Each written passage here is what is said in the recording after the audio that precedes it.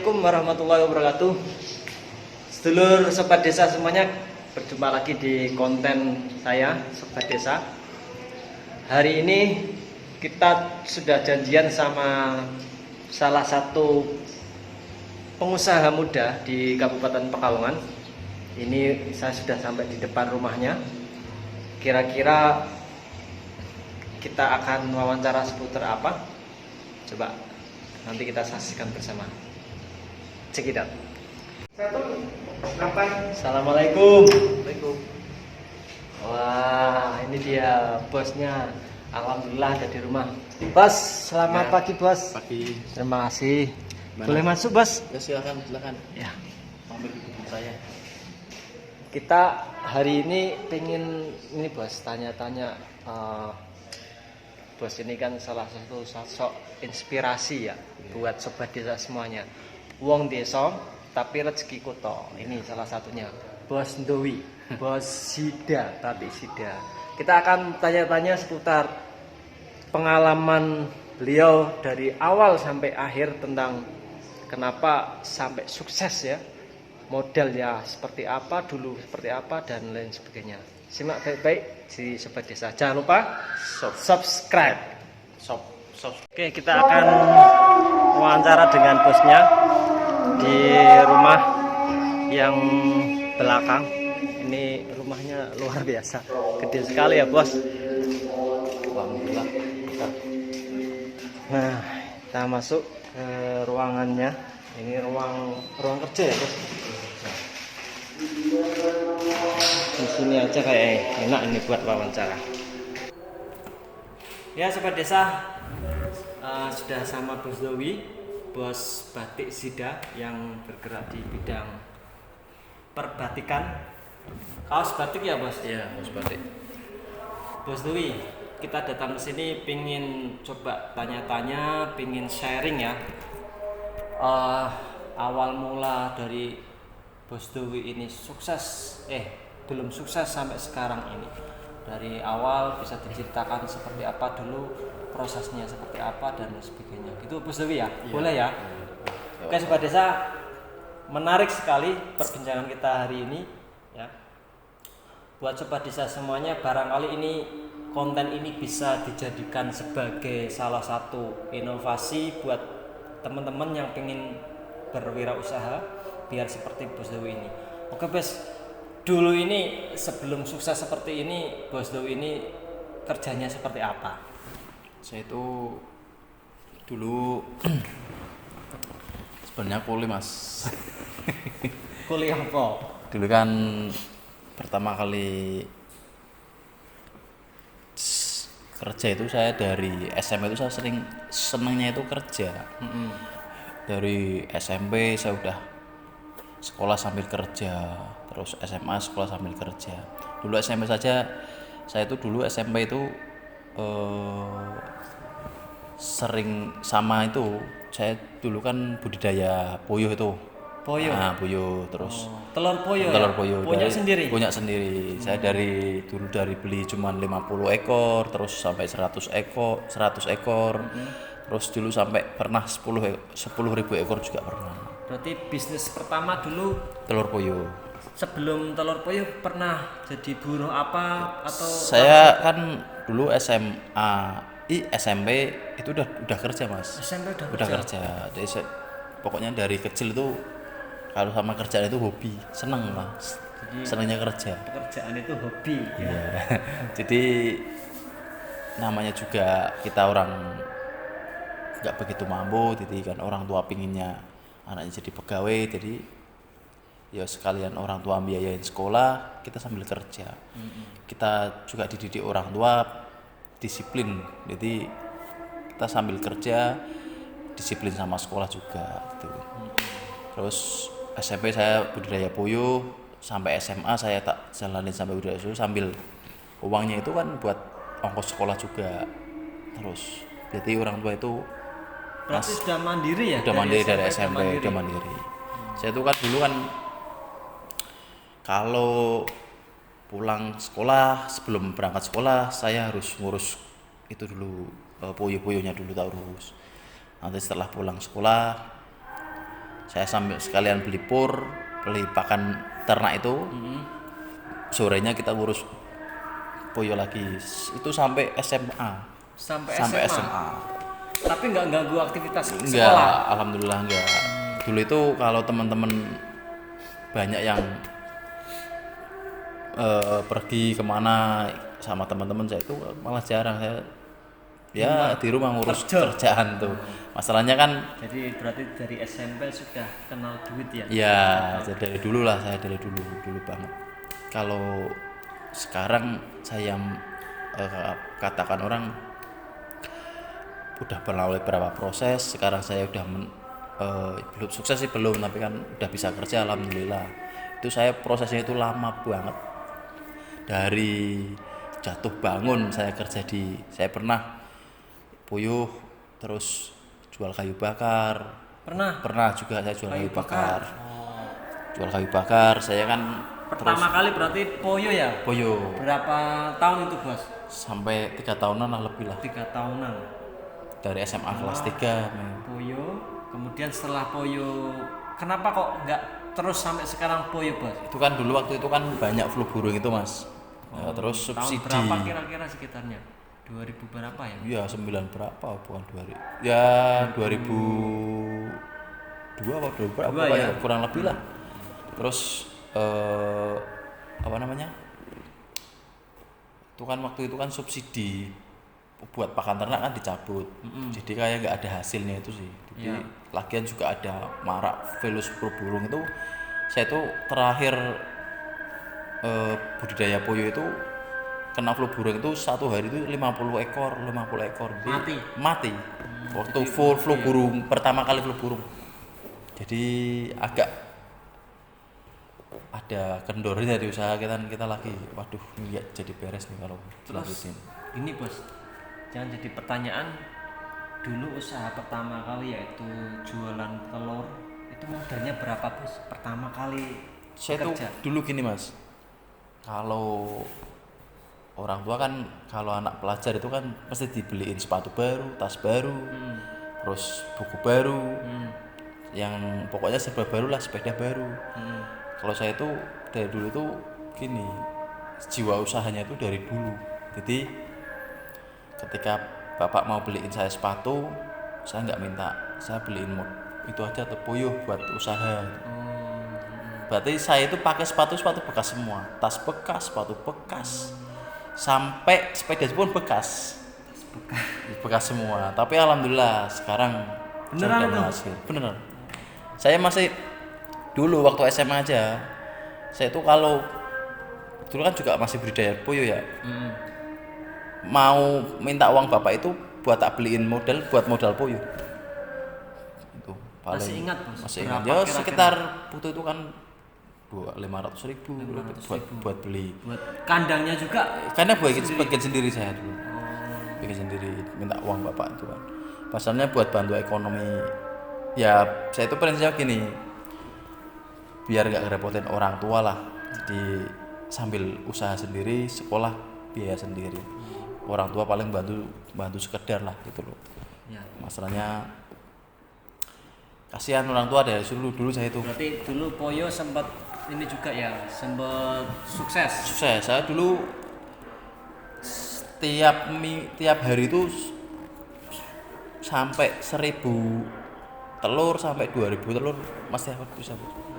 Saya sampai 10.000 ekor dulu. 10.000 ekor. 10.000 ekor. Wow, 10.000 ekor Poyo. Berarti memang sudah dapat pasaran sendiri ya bos? Iya, saya sampai sekarang saya masih ingat orang-orang yang beli ke saya itu masih ingat. Kalau dia keliling ke tempat saya di sini, dia masih bilang, "Bos, wis seneng saiki yo, usahane wis oke." Yo lek alhamdulillah. Jadi masalah iya kan. sesama pedagang Poyo, sesama penjual Poyo masih ingat ya? Ya masih ingat, dia kan masih dulu waktu tenggulaan ke saya kan saya masih ingat juga. Itu namanya ini. Dia kan sering lewat ke depan rumah itu kadang kan dia nyamperin ke saya, "Beli bos kabare beres saiki ngono." Jadi setelah Poyo ini berarti Saya merambah ke kayu. Dulu Dulu kan kayu apa itu bos? Maksudnya saya kan kayu itu bakar. Apa kayu? Enggak, Kayu bakar. kayu bakar. Dulu kan saya kan SMA selesai Poyo, waktu itu Poyo udah nggak apa namanya, Nggak menarik lagi. nggak menarik, masalahnya udah wajah flu burung, subsidi pakan dicabut, kita kayak nggak ada untung tuh. Terus waktu itu langsungan saya lulus SMA, saya ikut orang, saya kerja di fotografer. Fotografer. Itu saya nggak langsung jadi fotografer, sobat. Saya itu dulu pertama kali itu jadi kuli fotografer. Jadi kuli fotografer. Maksudnya jadi kuli fotografer itu tukang ngusung-ngusung apa? Ya, dulu saya tukang bawain tripod. Bos?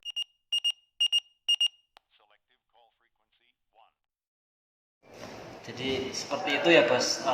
Awalnya jadi tukang syuting, Iya. tapi berantem syuting ya.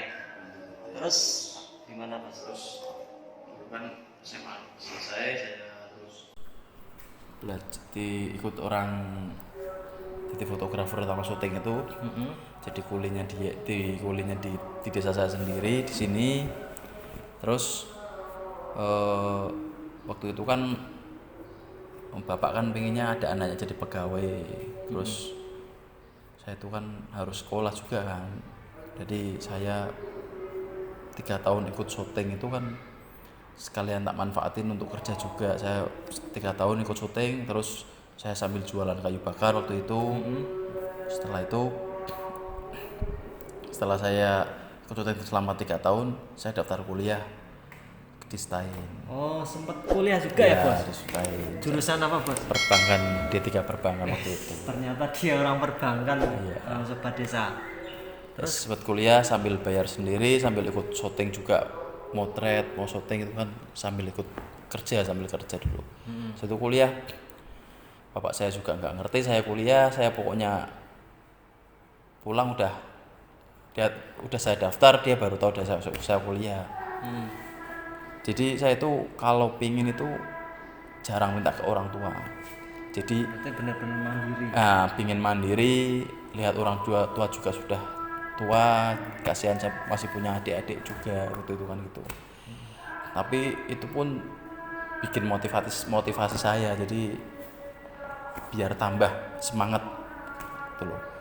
Jadi etos kerjanya itu greget banget. Jadi untuk kuliah itu kan saya itu kan temennya itu, saya gini loh mas, prinsip saya orang susah, nggak bakal, bukannya saya sama harus bedain teman-teman apa enggak, saya nggak mau kembul sama orang susah, itu prinsip saya. Kalau saya udah susah kembul orang susah, saya tambah susah.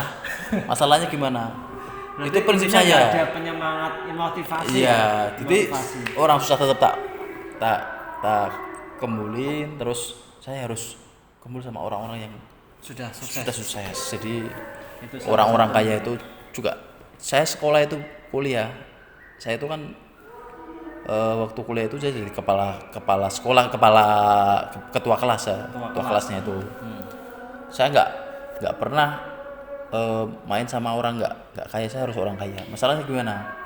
Wah, konsepnya gimana? Ya kan Kok bisa? ya kan inspirasi. Jadi walaupun saya bisa jadikan kacung sama apa, Iya. tapi kan saya dapat Maksudnya ilmu gitu, dari mesti mereka. Kita kalau main sama orang kaya itu kan biasanya jadi kacau atau Itu kita kongkoni Nah, lah. kita ladenin aja. Yang penting kita dapat ilmunya dari dia, dari keluarganya. Kita sambil sharing sama keluarganya, kita akrab sama keluarganya. Di situ saya mulai pencetusan batik.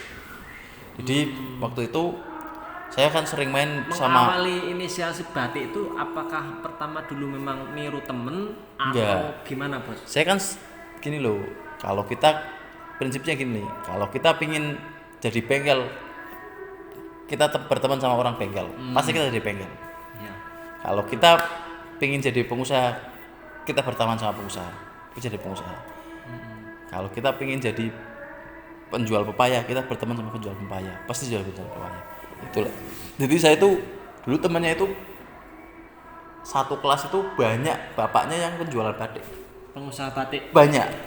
Saya itu bertemannya sama anaknya, terus akrab sama anaknya, saya sama bapaknya. Jadi saya itu bisnisnya sama bapaknya sekali emang, bukan sama anaknya. Dulu saya kan pertama kali Sekarang polos bisnis sama bapaknya. Saya polos, malah saya nggak tahu apa-apa. Dia bilang, "Temang do kuliah, karo do kerja." Oh, sekalian kuliah sekalian kerja dodol batik. Dulu Iya. saya gitu digituin sama bapaknya teman saya. Jadi waktu itu terinspirasi karena saya berteman sama mereka yang penjual batik itu. Jadi mau bikin apa, terus batik itu saya buta sama sekali. Saya dari sampai sekarang jahitun saya nggak bisa, suruh jahit Nggak nggak bisa. bisa. Tapi alhamdulillah setelah didalami walaupun nggak bisa saya ngerti teori. Jadi saya bikin pola itu saya yang bikin sampai sekarang. Oh ya, berarti gimana bos? Awal mulai terjun ke bisnis batik ini apa? Usaha modalnya berapa? Terus kemudian Saya itu gini, gimana cara pangsa pasarnya itu loh? pertama kali saya bisnis batik, saya itu kan pertama temen saya naik libur dodolan batik ning Solo pun ning Jogja gitu. Terus saya kan ada inspirasi, oh iya. Dulu itu saya tuh ngambil jahitan bisnis saya pokoknya dari dulu itu senang kerja. Jadi di situ ada peluang saya manfaatin. Iya. Karena hobi. Nah, ya, hobinya kerja itu itu ya. Jadi setiap ada peluang saya kerjakan gitu. Jadi saya waktu itu kan disuruh bapaknya teman saya itu untuk jualan batik, saya jualan waktu itu ke Solo sama ke Jogja. Bawa satu karung paling laku cuma 700.000. Saya nggak bayar waktu itu, cuma dikasih barang dia, saya suruh jual. Saya sampai di Jogja itu ya bingung, sama sekali saya belum pernah jualan batik, sama sekali belum merambah konveksi. Saya nggak tahu ini jualnya gimana, bingung saya. Saya dulu kan produksinya juga nggak tahu ya. nggak tahu, dulu kan saya ikut orang kan, cuma saya dikasih barang nih cuma dijual di Jogja itu. Waktu itu saya masih ingat betul. Terus saya ke Jogja, di sana saya bingung lagi, adole priye caranya kayak gitu kan. Saya nggak ada yang nuntun, nggak ada yang apa. Berarti memang otodidak Sendiri, pengalaman sendiri. Terus di Jogja cuman pelaku 400.000. Terus saya ke Solo, itu langsung ke Solo 2 hari saya nggak di rumah. Ke Solo saya 300.000, pokoknya saya dapat uang tuh pulang itu 700.000. Kalau dikatakan min plus, saya min waktu itu. Tapi nggak masalah, pengalaman mahal. Iya. Itu pengalaman. Saya nggak ada yang ayo tak ajak Itu pertama kali berarti memang jualan keluar kota ya? keluar kota. Terus tapi ambil barang punya orang. punya Berarti teman saya itu. Ambil barang punya orang, kemudian dijual keluar kota. Iya. Nah, setelah proses dari ambil barang kemudian jual ke keluar kota, kemudian bisa proses awal mula proses produksi sendiri itu seperti apa, Bos? Dulu kan banyak yang jualan ke waktu itu kan Senteling kan. Pasar Senteling yang sekarang terbakar kan dulu. Saya jualnya beri, aku belum pernah tahu pasar Senteling kayak apa, tempatnya kayak apa, saya belum pernah lihat sama sekali. Itu saya bilang sama teman saya kuliah saya, aku diantar ning Senteling koyo opo pasar iki. Saya lihat dulu. Saya waktu itu belum jualan, saya cuma lihat keliling. Oh pasar Senteling ini. Waktu itu. Jadi waktu saya ke pasar Senteling, terus saya baru bawa barang itu kan barang punya teman saya, tak jualin waktu itu laku. Alhamdulillah senang banget waktu itu, walaupun dapat untung sedikit saya senang pokoknya waktu itu. Iya. Terus setelah itu saya mikir ini bikin sendiri gimana ya, tapi waktu itu saya buat bayar kuliah aja saya bayar sendiri, uang saku untuk kuliah ya, Bos? iya, uang saku kuliah saya sendiri. Saya uang dari mana? Saya kan juga bingung waktu itu kan. Tapi kan dengan kehendak yang ilahi saya nggak tahu juga waktu itu. Saya itu modal pertama itu 1.250.000 sampai sekarang tak ingat-ingat. 1.250.000 bisa sampai 12 sekarang sudah sampai 1 triliun mungkin. Nggak tahu lah. Pokoknya saya itu 1.250.000 rupiah. Pertama kali itu pun uang mau bayar kuliah tak pending. Itu harusnya uang kuliah SPP tak pending. Saya pinjam uang teman saya buat bayar kuliahnya.